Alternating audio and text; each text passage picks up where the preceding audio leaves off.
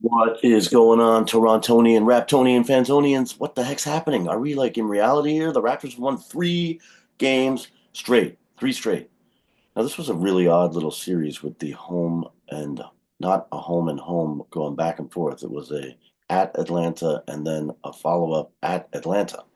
That doesn't seem to happen often in the NBA. I actually don't think it's the worst strategy. I would think from a financial aspect, it would make a lot more sense to stick around for another hotel night rather than another flight. Because even if you're flying private and you got a chartered plane, it probably is less expensive to get a hotel room than it is to, take another plane. Maybe I'm wrong. Maybe somehow the economics works. I'm sure they're generating enough revenue that it's a moot point. But hey, if I could get more pennies into my pocket and generate more revenue and possibly, pass it on to some players, even if it's a sharing revenue situation. I don't know, but whatever. Who cares? Regardless, we defeated the Atlanta Hawks again. Trae Young not looking that great. Sorry, 117-94 was the score. Um, yeah, Trae Young didn't have a great game. They were missing a couple of people because of injury and illness, although then they got Capella back. So maybe it balances out to the other game. I mean, Raptors were missing a couple. Emmanuel quickly still isn't playing. And with Kelly Olynyk not in, we got to see the newest Raptor, Orlando Robinson. Not horrible. I mean, his defense certainly seemed solid. Offensively, man, there were a couple of bad ones. You got to have quick hands. The NBA is just so fast. The difference in level from here to here, it's like mind blowing. If you want to be sort of an entry level player and you're just barely getting time, to being a starter. Um, it was actually reminding me watching this game, just a quick little anecdote. I used to play, some ball back in the day, but never like at any sort of college level or anything like that. And then it's funny, but I played, recreational stuff and had some clients I was working with that said that they played, and I, put myself out there as if I could play ball. Holy moly. They did try to vet me out, like, giving me multiple chances to not show up to ball by saying, "Are you sure? Are you sure?" I'm like, "Yeah, man, of course." I mean, obviously I'm maybe a little too full of myself. Apparently, this was a humbling moment when I got there and played because, oh my God, all these guys had played some level of university, and you know, it was mind blowing to me how much faster the game was than any other game that I played in. Um, so, and these guys obviously not even getting a taste in the NBA. And so, yeah, to get up to there, just sometimes you just see them catch a pass and they're so close to the basket and somehow they're able to still, get it around, get it in. So, it was a moment with Orlando Robinson that Bruce Brown bounced past him, and like he really only had a few seconds or not even a second, to get that ball under control and take it up. And it's just so funny because you see so many NBA guys do that all the time. But to see him fumfer with it, he's obviously just not quite at that level, barely kind of making a roster signing, a 10-day contract or whatever. So, but wow. But yeah, not overly upset with his defense. I mean, he ended up with 4 points, but 6 rebounds. Um, I was going to say he had at least a couple blocks because I saw, yes, 2 blocks and 1 steal. Sadly, 3 turnovers. And yeah, one of them was that fumbling the ball there, as I just described. But man, Raptors. This is where it starts to get worrying though, because last time I was saying maybe I'm buying into the tanking. You start to ask yourself, where are we going to go from here?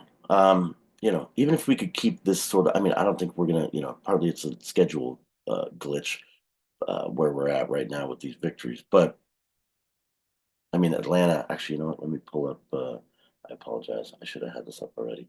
The standings, um, NBA standings.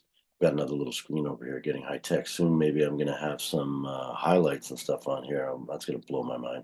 But yeah, you're looking at Atlanta. I mean, they're in the like they're in the playoffs. They're in the play-in right now, probably because we just bumped them there. They were solidly in eighth, it looks like, before we just beat them back to back. So they had the last spot over Miami, although even 7, 8, 9, and 10 are all playing in, I guess. So you're not really safe until you're in that sixth spot. But um, are we going to try and push our way into there? I don't see a point in that. I really don't think that we're going to win.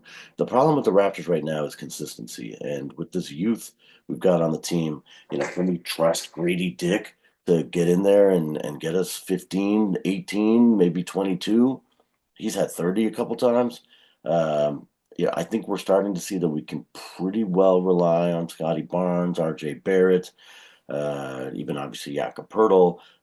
He has an off night once in a while, but not really. He's been in the game long enough. But like a Davion Mitchell, if we're not going to get Emmanuel quickly back, and then Emmanuel quickly back, how fresh is he? How much has he had a chance to play with the guys and get warmed up, or is he coming back sort of just as the playoffs start? Um, will we have traded Bruce Brown? Will we have gotten rid of Chris Boucher? These are all the things that I think make it so that we should just try to tank and get another player under our belts. We can always grab. I mean, it does start to creep into my mind like a Boucher. He's 32, so amazing game from Boucher. I love Boucher. I've always been praising Boucher on here. He ends up with 23 points. He was a plus 21, one block, five rebounds. That's solid in 21 minutes, 23 points. I mean, he was hitting them. Uh, Even from 3-point range, he was 3 of 4, like 75% 3-point shooting. That's unbelievable, obviously, and not sustainable necessarily, but he was 70% from the floor. So high efficiency. Do you go and replace a guy like that? Or like, do we try and get rid of him to get what? What are we going to get? A second round draft pick? Maybe a late first, possibly, maybe a young player that was drafted reasonably early that the team's not satisfied with. It would be a project that we'd have to try and work on to improve. I don't, you know what I'm saying? So it's so stressful to think about. Do we trade a Boucher or do we just hang on to a Boucher and have him, turn into a role although look at, why did I got Orlando? Hmm. Oh, there it is, Garrett Temple. I was going to say I saw our vet in there at in the garbage minutes at the end. In fact, the Raptors actually had this game by more than the final score appears because yeah, they had a few of the Jacoby Walter got to go back into the game and Garrett Temple and um, you know oddly enough, they put Grady Dick in with that mix, but he wasn't in when the Raptors took hold of this game. So, yeah, what do we do? What do we do? What do we do? Do we let Boucher sort of become the Garrett Temple? Is where I'm going with that. But Bruce Brown even had a decent game, plus 27 with 8 points, uh, 2 of 2 from his free throws, but not from the floor. Not great. 3 of 9. If I could trade Bruce Brown, I think I'd trade Bruce Brown. I don't love his size at his position, and he's not consistent either. He can have some good games, and I'm sure he might be the opposite of some of the players like Joel Embiid, who's decent regular season, disappears in the playoffs. He might be the opposite of that and be a playoff guy that you need, but um, again, I not don't love him. Kelly Olynyk, if we could get something for him too, maybe we do because there's probably more upside in a Shamshi, who we've got already on our roster, and then letting them sort of become that backup center, and then developing, maybe one of Walter, um, or Mogbo or Shed turns out, and then we are pretty confident, at least I feel that, a starting lineup of Barnes, hopefully it's Pirtle, that sticks around, quickly Barrett and Grady Dick.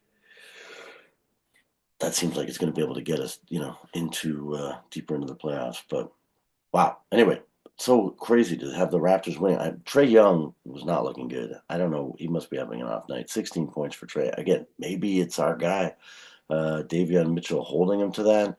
But yeah, wow. Super exciting. Um, Great to see. Great to see. Great to see.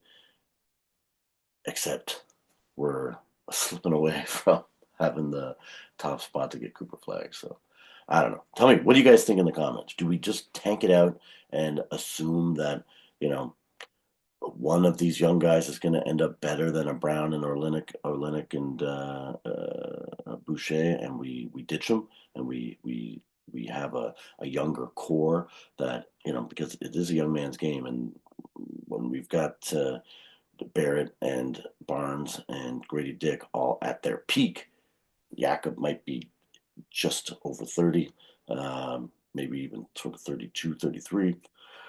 So are we going to want a younger support team coming off the bench to bring in even more energy and really work the teams we're playing, especially in those playoffs? I mean, the playoffs aren't as important for our supporting cast because the rotation tightens up quite a bit. But, if we could have sort of 2, 3 solid guys, but maybe that's, Agbaji and I don't know who coming off the bench. I don't know. I don't know. I don't know. Like I said, let me know your thoughts. Thanks for watching this far. Please like, subscribe, give me some comments, and yeah, hopefully we will see you next game. Thanks for watching, Mr. Beast for President. Later.